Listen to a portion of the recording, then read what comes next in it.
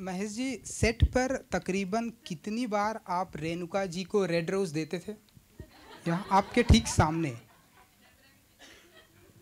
वो आशुतोष आके मेरे पे रेड डालता था। नहीं नहीं नहीं, रेड रोज देने की जरूरत नहीं. We have been friends since theatre days. I have been seeing her doing theatre. She was a very fine theatre actor also. तो we go long way back. तो रेड रोज देने की जरूरत नहीं. We know how much we care for each other.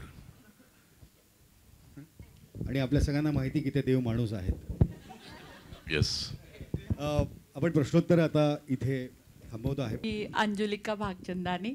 Sir इकडे माझा प्रश्न महेश सरांना आहे आणि काळाच्या खूप मागे जावं लागेल आपल्याला त्यासाठी, कारण मी लहान असताना तुमचं एक नाटक बघितलं होतं आणि त्याच्यामध्ये तुम्ही कॅसेट प्लेअर चोर होता. आठवतं का तुम्हाला? हो, ती वेब सिरीज होती, आपला सिरियल होती 100. नाही, नाटक पण होतं सर तुमचं.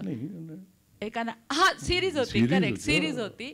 आणि मी तेव्हा लहान होते आणि आम्ही बॅकस्टेज येऊन तुम्हाला भेटलो होतो आणि आम्हाला तुमचं ते कॅरेक्टर खूप आवडलं होतं. त्यापासून देव माणूस, विचार करा, कॅसेट प्लेअर पासून देव माणूस. माझा प्रश्न तोच आहे. त्याच्यामध्ये तुम्ही एक पॉज घेतला आणि काटे फिल्म मध्ये तुम्ही म्हणाला होतात मैं चोर दिखता हूं क्या. तर आतापर्यंतचा देव माणसाचा जो प्रवास आहे तो प्रॉब्लेम काय झाला ना, मला माहित नाही. मला सगळे असेच रोल दिले. काटे म्हणा किंवा तो कुठला एक सलमानचा पिक्चर आहे वॉन्टेड म्हणा, सगळे असे मुसाफिर म्हणा. मी बरं काम करू शकतो. बरं नाही, खूप चांगलं काम करता सर तुम्ही. बरंच आता एक मी जुनं फर्निचर मध्ये बरं काम केलं असं मला वाटतं. ते खरे देव माणूस आहेत, तुम्हाला माहित नाही. हा, पण काय होतं ते इमेज एक बसली ना की ती खोडणं खूप कठीण होऊन जातं. आणि त्यातल्या त्यात मी जरा बरा रोल मिळाला, दबंगमध्ये मिळाला, ज्यात काहीतरी थोडंसं इमोशन होतं. पण बाकी मला असं कोणी बरं काम दिलं नाही. काटेमध्ये नंतर तर मला काही कामच दिलं नाही, ते सोडा. काटेनंतर मी पण मला काही ॲक्टिंगचा फार त्यावेळेला शौक नव्हता, त्यामुळे मला काही त्याचं वाईटही वाटलं नाही. पण आत्ता म्हणजे कसं आहे की ह्या स्टेजमध्ये ज्यावेळेला आपण असे कॅरेक्टर रोल्स काय मिळाले तर खुश असतो ना, अशा वेळेला एखादा मेन रोल मिळणं, ह्यासाठी I really need to thank Luv films, Ankur आणि लव सर, तर सगळ्यांना, म्हणजे रोहिणी हा माझा मित्र. तर it is they thought of मी. ह्या स्टेजला मी आपण काय म्हणतो, चल एक बरा रोल आहे ना, कॅरेक्टर आपण करू, त्यावेळेला तुम्हाला एक सेंट्रल रोल मिळतो ना, तो आनंद मोठा असतो जास्त. तर देव माणसापर्यंतचा जो तुमचा प्रवास, मी देव माणूसच होतो. मला सगळ्यांनी वाईट रोल दिले. एवढा हुशार नाही मी प्रश्नाचं उत्तर द्यायला. पण हो, छान प्रश्न आहे, पण तेवढा विचार केलाच नाही ना मी. तिकडे जाताना देवातला माणूस किंवा माणसातला देव, मी आपलं एक वाहत गेलो त्यांच्याबरोबर, त्या वारीबरोबर. आणि काय असतं की बऱ्याचशा गोष्टी आपल्याला माहिती नसतात. आपण एक म्हणत असतो की वारकरी इथून तिथे चालत जातात. त्या वारकऱ्याच्या मागे काय आहे ते फक्त मला तिकडे जाणवलं की ती एक भक्ती काय करू शकते. हा, आणि आपण इकडचं आयुष्य जगत असताना इतक्या कंप्लेंट्स करतो नॉर्मल आयुष्य जगताना, आणि ते अजिबात कंप्लेंट न करता जे आहे ते एक्सेप्ट करून कसे जगतात, हे फक्त मला त्यात दिसलं. मी नाही देव शोधायचा प्रयत्न केला नाही, म्हणजे तेवढा मी डीप नाही आहे. म्हणजे मी तसा अगदी साधा छोट्या छोट्या गोष्टीत आनंद वाटणारा माणूस आहे. सर्वसामान्य ॲब्सोल्युटली. हॅलो, मी एक तर मला देव माणूस म्हणून का घेतलं तेच मला कळत नाही. माझी इमेज अजिबात देव माणसाची नाही. पण एक वेगळा सिनेमा करायला मिळाल्याचा आनंद खूप आहे. म्हणजे आणि लकी आहे मी, कारण असे खूप ॲक्टर्स आहेत जे हा रोल करू शकले असते. पण I am very thankful to the producers, they thought of me. आणि करायला मजा आली. म्हणजे मी जसा आहे त्याच्यापेक्षा जरा वेगळं करणं हे जास्त मोठं चॅलेंज आहे. कधी कधी काय असतं, हा माणूस तसा दिसतो म्हणून त्याला कास्ट केलं जातं. एक तर मला ते चॅलेंज मोठं होतं की माझी इमेज पुसून ती मला एका देवमाणसाच्या इमेजमध्ये जायचं होतं.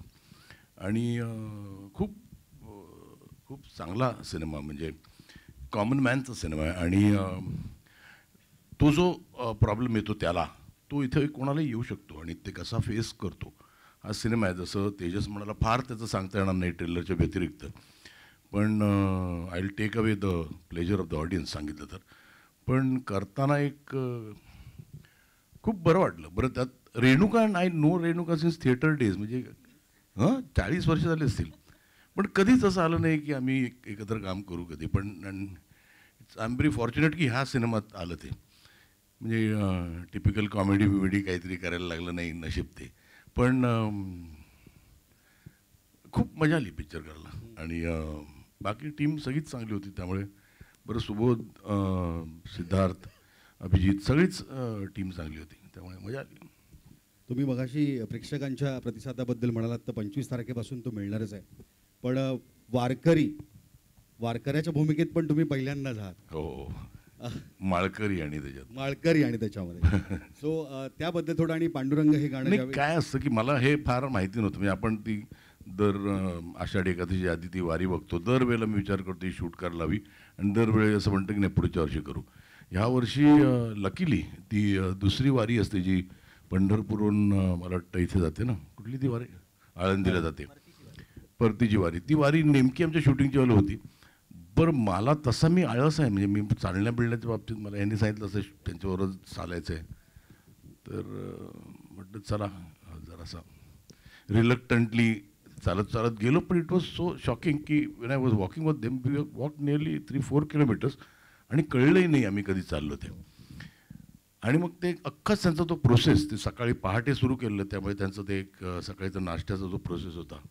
आणि मला अजूनही आठवतं, मी आय वॉज देअर ऑन, जरा डाएटवर होतो, आणि मी बसलेलो, आणि त्यांना असं वाटलं मी ती खायची नाही म्हणून खात नाही. अच्छा. मिसळ. मी त्यांना म्हटलं तसं काही नाही आहे. पण त्यांना वाईट वाटू नये म्हणून मी ती खायला घेतली. तर मी जवळजवळ 3दा घेऊन खाल्ली. इतकी ब्रिलियंट होती ती. वा. आणि ते अख्खा जो प्रोसेस आहे ना, तोच वॉज व्हेरी हम्बलिंग. म्हणजे आपल्याला असं कळतं की आपण खूप, पण दीज गाईज आर सो, म्हणजे कसे चालतात, कुठे राहतात, काय करतात, पण ते आर सो हॅपी. तर तो एक खूप, आपण आज आपलं आयुष्य जगत असताना ना, आपण खूप छोट्या छोट्या गोष्टी एक्सपेक्ट करतो, ते काही न एक्सपेक्ट करता हॅपी असतात. So it was a very learning process आणि व्हेरी हम्बलिंग प्रोसेस. अगदी. त्यामुळे वारी हा विषय सांगून समजणारा नाही आहे, तो अनुभवावा लागतो, असंच वारीबद्दल म्हटलं जातं. पुढे जाऊया आणि